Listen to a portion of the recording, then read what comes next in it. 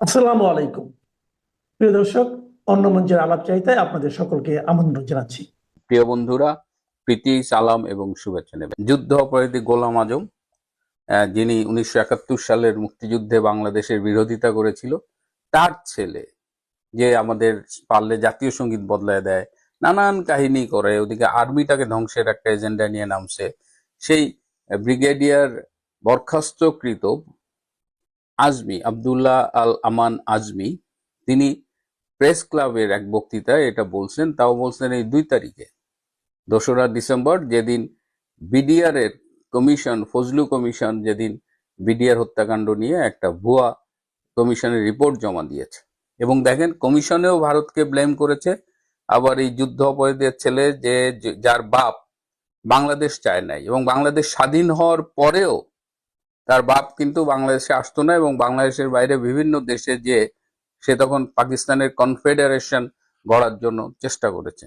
এটা আপনারা গুগল করলে পাবেন, মিডিয়ায় পাবেন। তো সেই যুদ্ধ অপরাধীর ছেলে এখন নসিহত দিচ্ছে যে বাংলাদেশের শান্তি হবে না যদি ভারতকে তারা না ভাঙতে পারে।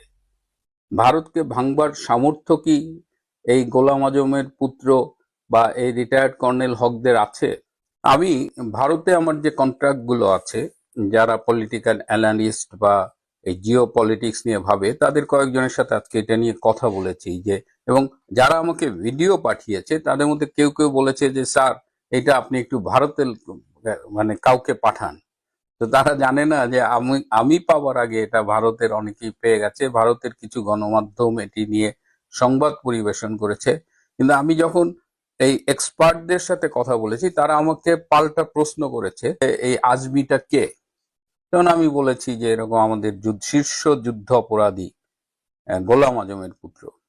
তখন বলেছে, আমি এটা জানতে চাই না, আমরা আসলে জানতে চাই যে তিনি বাংলাদেশ সরকারের কি বা রাষ্ট্রের কোন পদে আছে। তা বললাম, কিচ্ছু না, সে এরকম শেখ হাসিনা সরকারের একটা দীর্ঘ সময় সে দাবি করে সে কোথায় গুম আয়না ঘরে আটক ছিল, কিন্তু এখন অনেকেই বলছে সে তুরস্কে ছিল, কেউ বলে সে পাকিস্তানে ছিল, কেউ বলে পাকিস্তান হাইকমিশনে ছিল।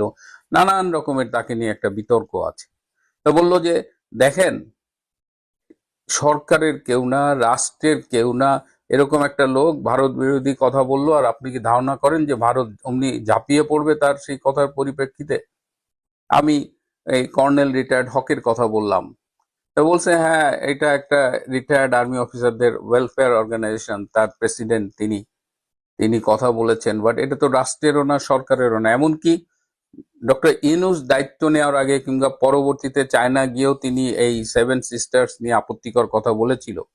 কিন্তু পরবর্তীতে কিন্তু বাংলাদেশের পক্ষ থেকে যথেষ্ট, পারলে মাপ চাওয়ার মতো অবস্থা ছিল। তারা কিন্তু ওই জায়গাটা স্ট্যান্ড করেনি। আপনাকে বুঝতে হবে যে ভারত পৃথিবীর বৃহত্তম গণতান্ত্রিক দেশ। তো এখন আপনার বাসার সামনে এসে কেউ যদি আপনাকে গালাগালি করে, ধরেন একটা পাগল বা মানসিকভাবে অসুস্থ একটা মানুষ আপনার সামনে যদি গালাগালি করে, আপনি কি অমনি তাকে তেড়ে যাবেন? সুতরাং ভারত কি করতে হবে না করতে হবে এগুলো ভারত জানে। ভারত তার নিজস্ব স্ট্র্যাটেজি ঠিক করছে।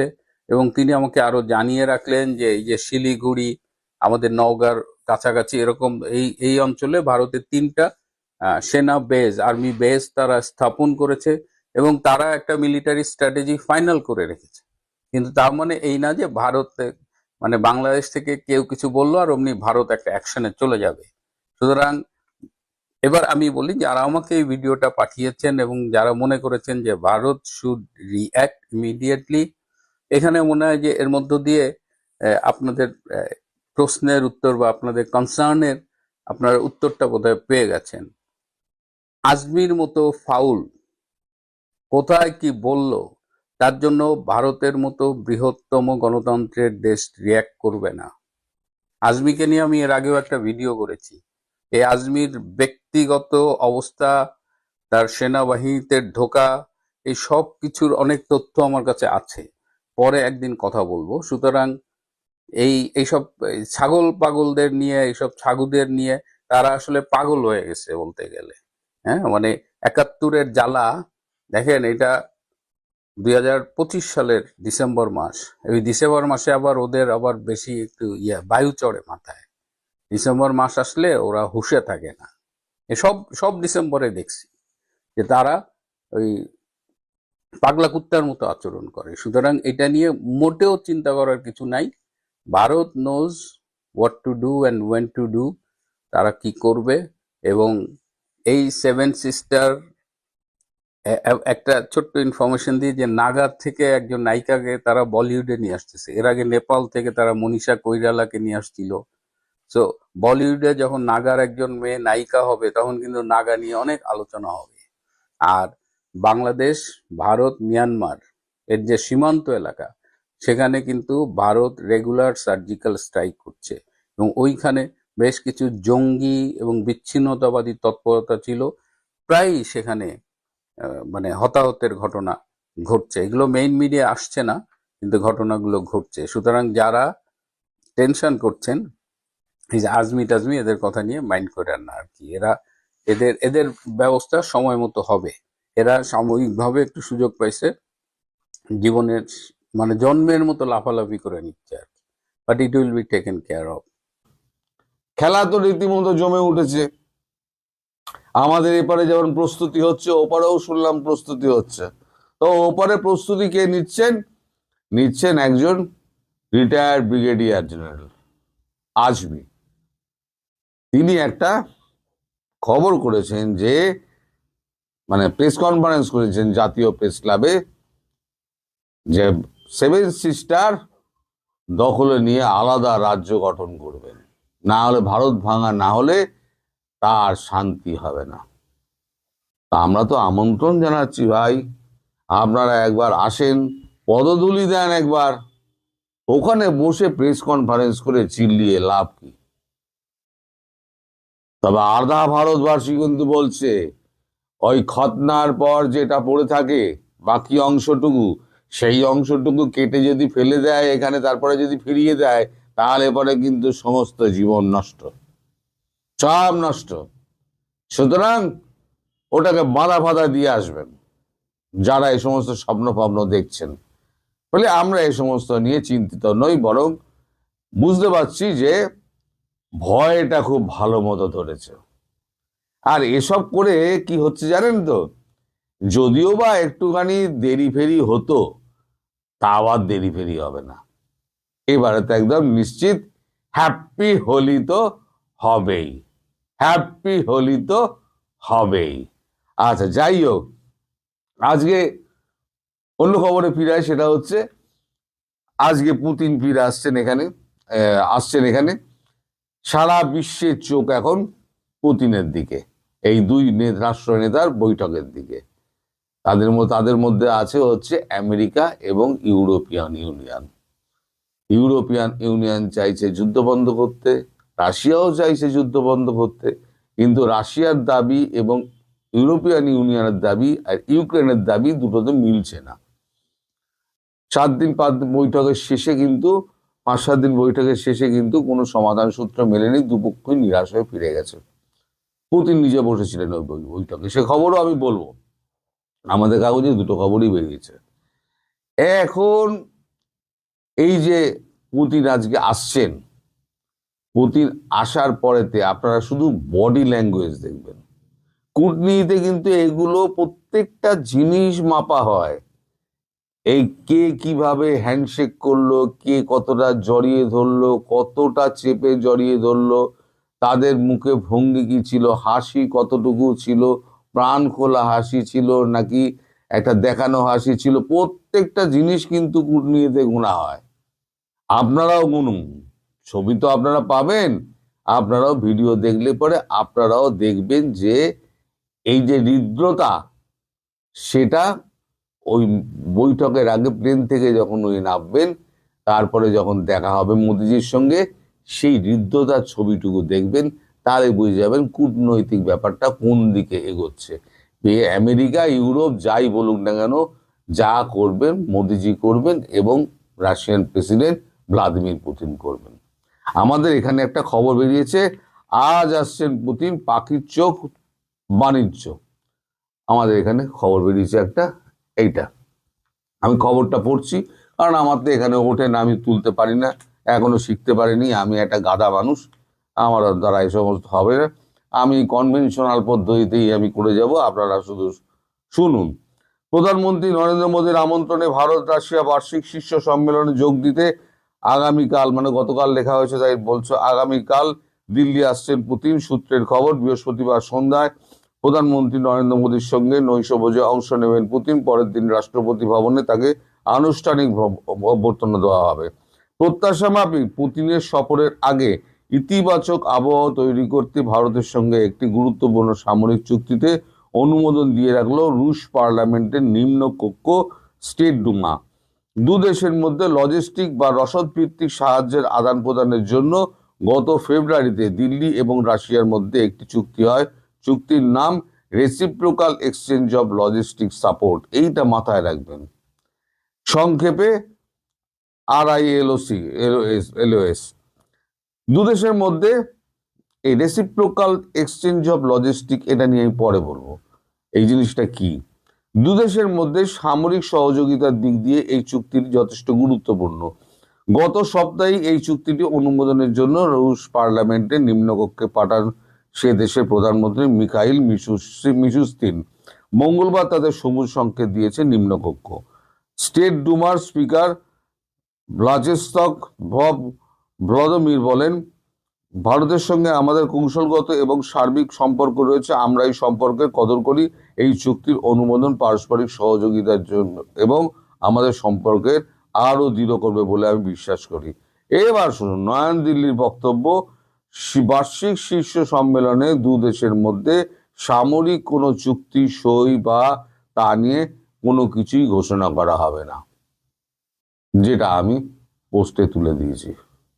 তার মানে যা থাকবে কি চুক্তির মধ্যে তা কিন্তু দু দেশের মধ্যে সীমাবদ্ধ থাকবে, তা নিয়ে প্রকাশ্যে কিছু বলা হবে না, কোনো দেশ কিছু বলবে না। এবার যে যার মতো আন্দাজ করুক কি হচ্ছে না হচ্ছে। তবে সামরিক চুক্তি, বেসামরিক চুক্তির মধ্যে যা রয়েছে, বেসামরিক চুক্তি মানে পরমাণু চুল্লি ফুল্লি, তারপরে তো আপনার ডুবোজাহাজ এগুলো হচ্ছে বেসামরিক চুক্তি। দাঁড়ান একটু লাইটটা একটুখানি বাড়িয়ে নি, 1 মিনিট ধরুন, আপনার লাইটটা একটু বাড়িয়ে নি।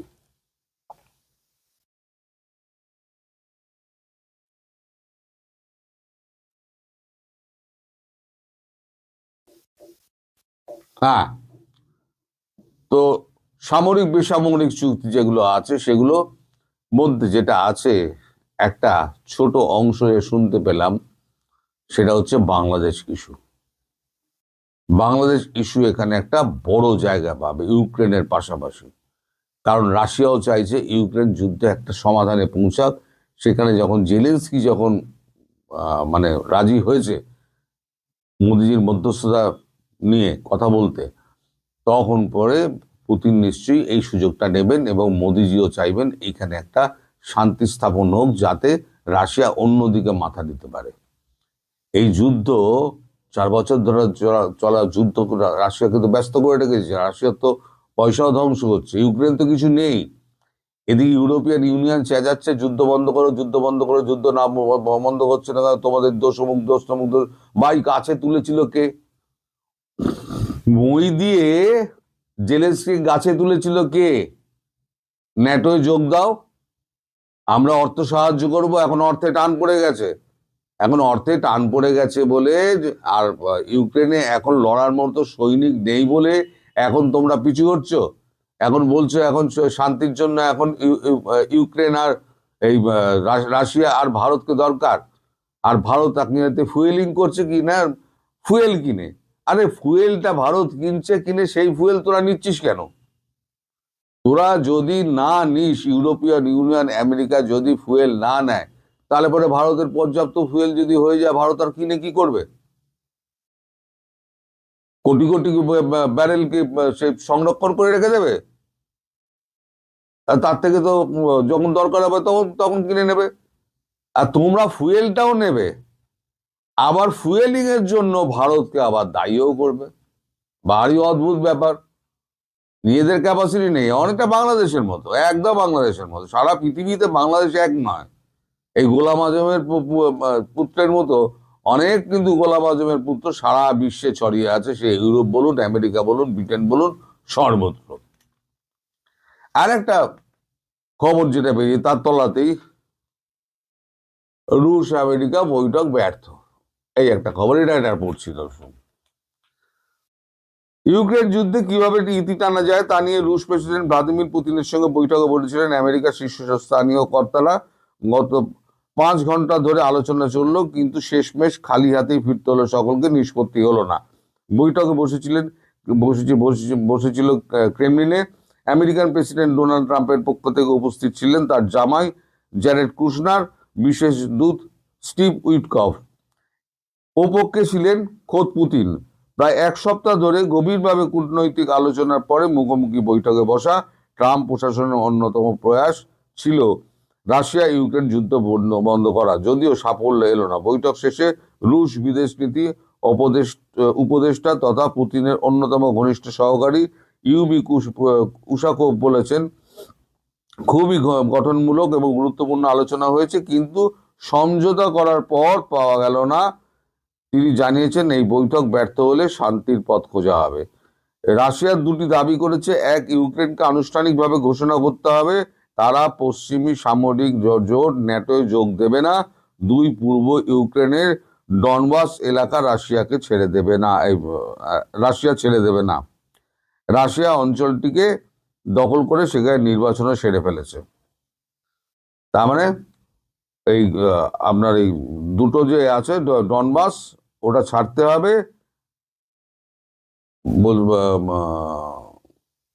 ছাড়বে না রাশিয়া বলছে, আর ইউক্রেনকে এই ন্যাটো থেকে সরে আসতে হবে।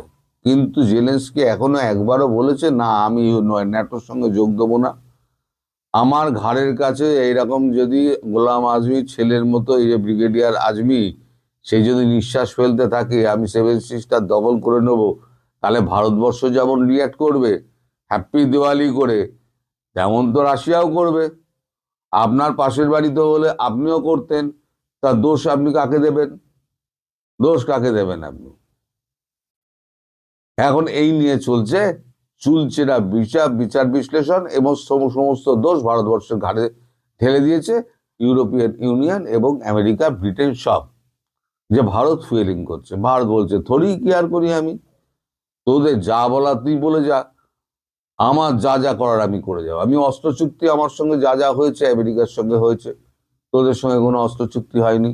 ফ্রান্সের সঙ্গে আমার আলাদা চুক্তি হয়েছে, রাফেল নিয়ে চুক্তি হয়েছে, জার্মানির সঙ্গে টেকনোলজি নিয়ে চুক্তি হয়েছে, তার চুক্তিগুলো বাতিল কর না। যদি ক্ষমতা থাকে চুক্তিগুলো বাতিল কর। ফ্রান্সের রাগ হচ্ছে, ম্যাক্রোর রাগ হচ্ছে যে SU-57 আমরা যেটা রাশিয়া থেকে নিচ্ছি, SU-57 তাদের কাছ থেকে রাফালের বদলে SU-57 নিচ্ছি কেন? আরে তোকে যে রাফালে 5 স্কোয়াড্রনের অর্ডার দেওয়া হয়েছে, সেই 5 স্কোয়াড্রন দিতে তুই তো বলেছিস আমার 6 বছর সময় লেগে যাবে। তাহলে ওই 6 বছরের জন্য কি আমি আবার বসে থাকবো? আমার আরো 5 স্কোয়াড্রন 10 স্কোয়াড্রন যদি আমার SU-57 লাগে, তাহলে তো আমি অন্য দেশের কাছে যাব যে তাদেরকে ভাগ করে দাও। তাছাড়া এত বছর ধরে আমরা রাশিয়ান সমস্ত অস্ত্র ব্যবহার করে এসেছি। 71 সালের পর থেকে আগে থেকে আমরা যখন বলছি আমেরিকা অস্ত্র দাও, আমাদের তো অস্ত্র দেন না আপনারা, তখন তো আর কেউ অস্ত্র দেয়নি। তখন তো বাধ্য হয়ে আমরা রাশিয়ার কাছ থেকে নিয়েছি, রাশিয়া হুকুর অস্ত্র দিয়েছে। সেই অস্ত্রের মেনটেনেন্স তো চাই, পার্টসগুলো পাবো কোথায়? মাল রাশিয়ার, পার্টস পাবো কোথায় আমি? আমার রাশিয়ার কাছে যেতে হবে। সুতরাং এই সমস্ত অনেক ঝামেলা আছে।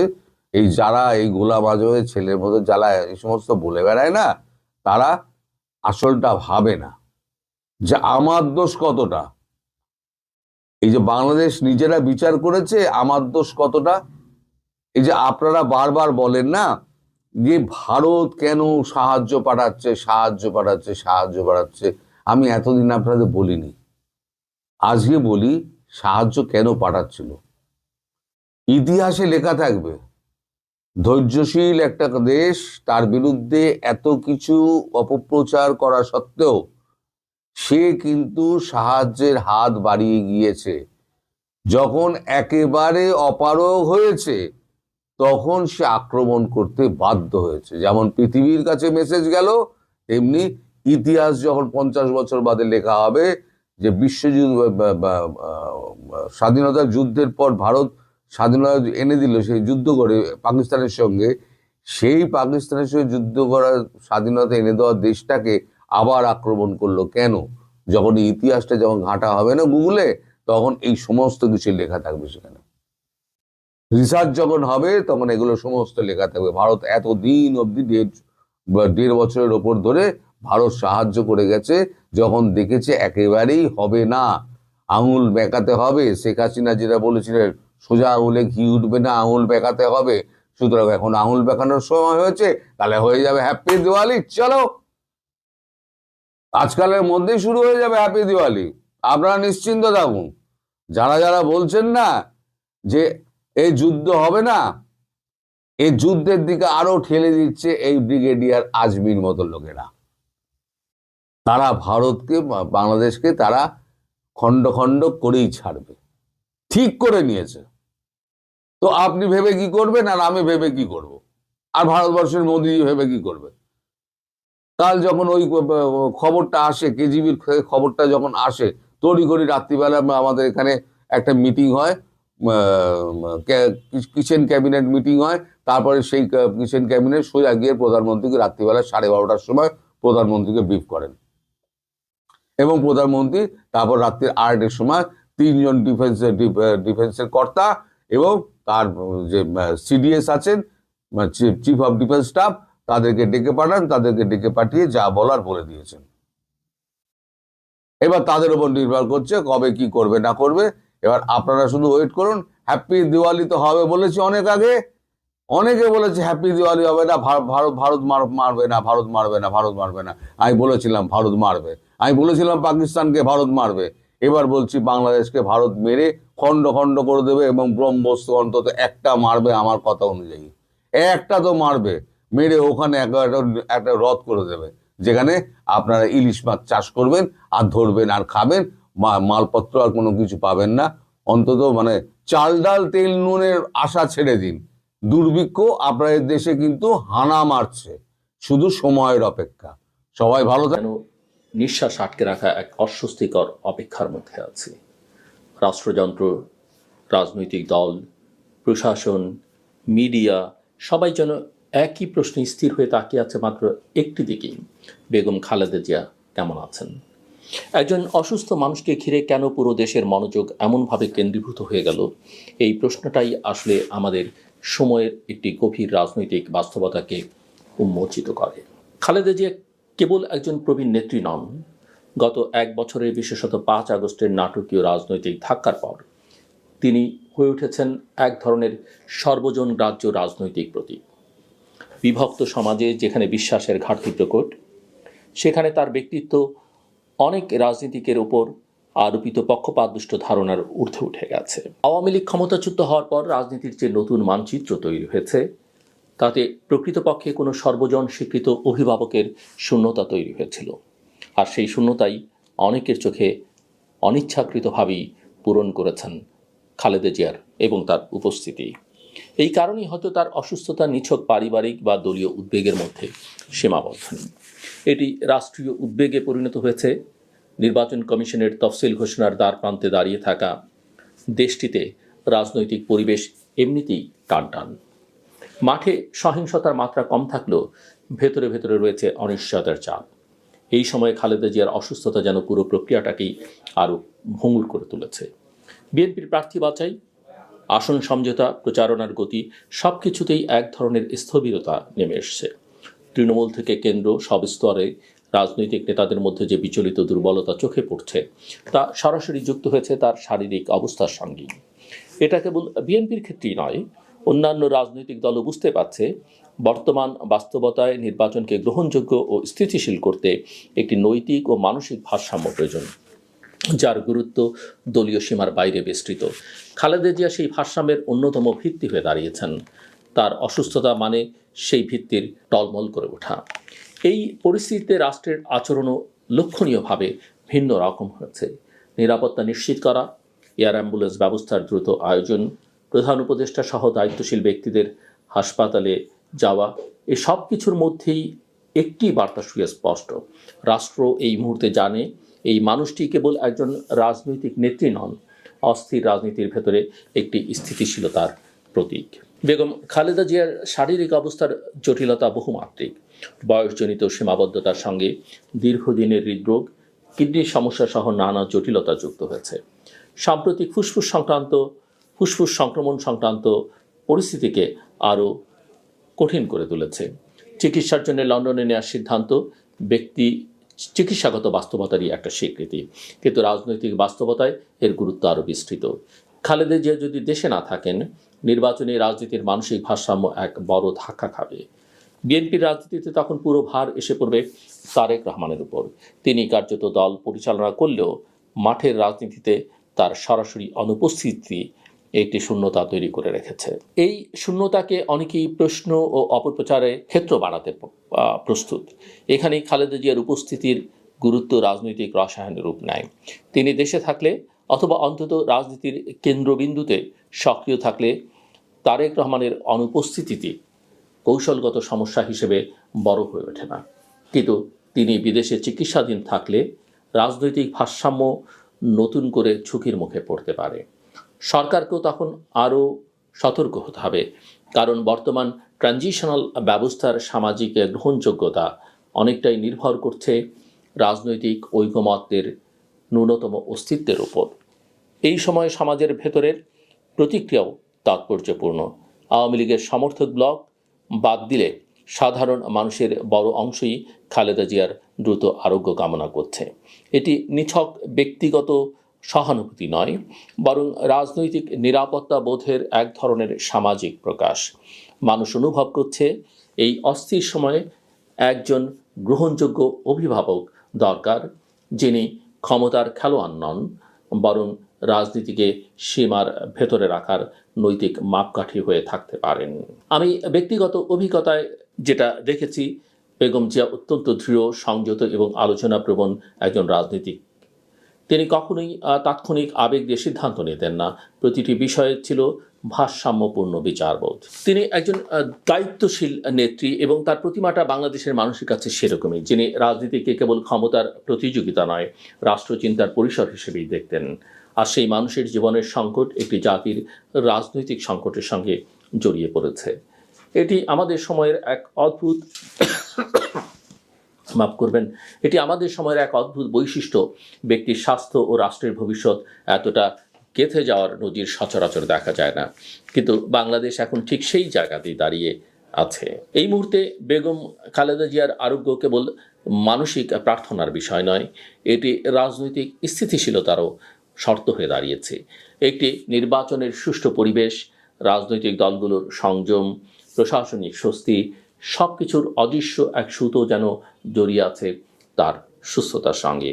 তিনি সুস্থ থাকলে তার উপস্থিতি রাজনীতিতে এক ধরনের স্বস্তি তৈরি করে, উত্তেজনার মাত্রা কমায়, অনিশ্চয়তার গুঞ্জন দমিয়ে রাখে। আমাদের সমাজ এই সময়ে অত্যন্ত সংকটপূর্ণ রূপান্তরের ভেতর দিয়ে যাচ্ছে। পুরনো ক্ষমতার বলয় ভেঙে নতুন বাস্তবতা তৈরি হচ্ছে, কিন্তু সেই বাস্তবতার ভিত্তি এখনও নড়বড়ে। এই প্রক্রিয়ায় খালেদা জিয়ার মতো অভিজ্ঞ, গ্রহণযোগ্য ও দৃঢ় এক রাজনীতিকের উপস্থিতি কেবল রাজনৈতিক প্রয়োজন নয়, এটি এক ধরনের রাষ্ট্রীয় আশ্বাস। এই আশ্বাসেই আজ দেশ অপেক্ষা করছে। রাজনীতি থমকে আছে এক নিঃশ্বাস ধরে রাখা নীরবতায়। সবাই যেন তাকিয়ে আছে একটি খবরের দিকে, উনি এখন কেমন আছেন?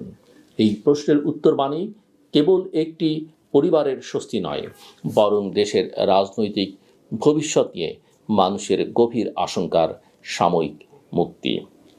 আমি এবং আমরা সবাই দোয়া করি তিনি সুস্থ হয়ে ফিরে আসুন, কারণ ব্যক্তিগতভাবে তার সামনে যেমন এখনও অসমাপ্ত জীবন ও কাজ পড়ে আছে, তেমনি রাষ্ট্রীয় বাস্তবতা তার প্রয়োজন এখনও শেষ হয়ে যায়নি। বাংলাদেশের এই নড়বড়ে সময়ে তার মতো ব্যক্তিত্বের উপস্থিতি নিঃশব্দে বড় রকমের স্থিতি এনে দিতে পারে, যেটুকু স্থিতি ছাড়া কোনো নির্বাচন, কোনো গণতান্ত্রিক রূপান্তরই শেষ পর্যন্ত টেকসই হতে পারে না। আমার কথা শুনবার জন্য অসংখ্য ধন্যবাদ। আপনাদের সবার জন্য শুভ।